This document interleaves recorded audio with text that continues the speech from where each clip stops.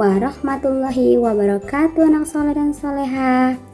Hari ini kita akan belajar bina akidah dan akhlak bersama dengan Bunda Rahma. Bunda mau tanya dulu nih, apa kabar semuanya? Semoga kita semua dalam keadaan sehat walafiat dan selalu dilindungi oleh Allah Subhanahu wa Ta'ala.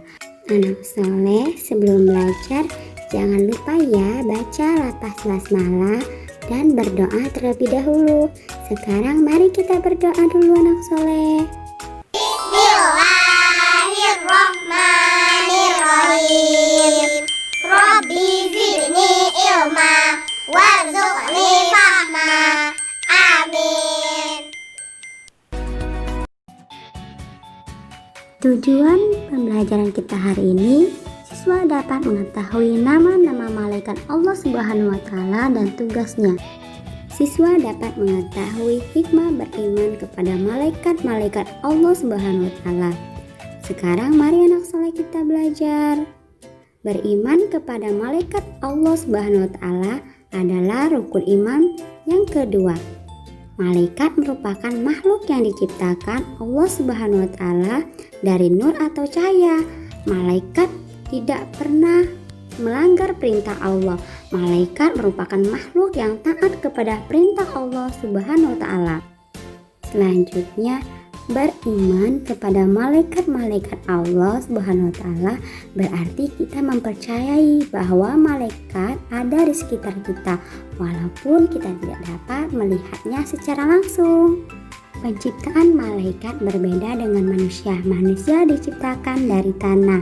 Manusia ada yang patuh pada perintah Allah dan ada yang melanggar perintah Allah.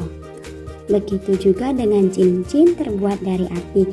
Jin yaitu sombong, suka membantah, mengajak manusia berbuat kejahatan, menjerumuskan pada hal-hal yang dilarang oleh Allah Subhanahu wa Ta'ala.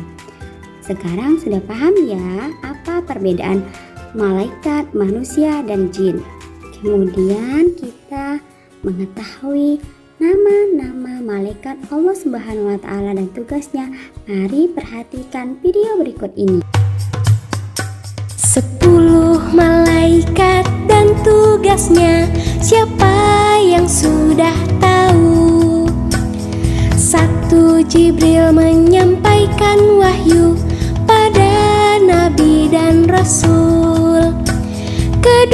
Mikail memberi rizki pada umat manusia. 3. Israfil tugasnya itu meniup sangkakala. 4. Israil bertanggung jawab untuk mencabut nyawa. 5 dan 6 mungkar dan nangkir menanyakan amal di kubur. 7, 8 rokib dan atid mencatat amal baik dan buruk. 9 itu malaikat Malik menjaga pintu neraka. 10 itu malaikat Ridwan menjaga pintu surga. 10 malaikat dan tugasnya.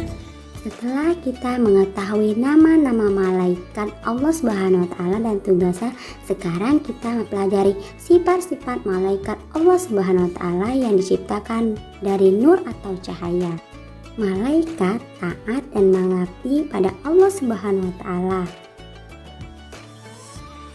Tidak pernah mengingkari Allah Subhanahu wa Ta'ala dan tidak pernah berbuat dosa kepada Allah. Hanya mengerjakan apa yang diperintahkan oleh Allah Subhanahu wa Ta'ala.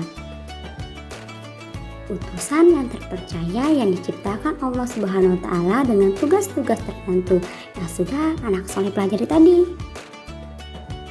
Dan malaikat tidak berjenis laki-laki maupun perempuan dan tidak makan dan minum seperti manusia.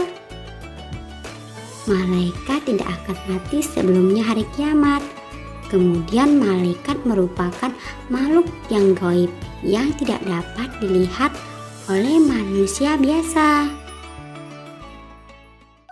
Selanjutnya, Hikmah beriman kepada malaikat-malaikat Allah Subhanahu wa Ta'ala.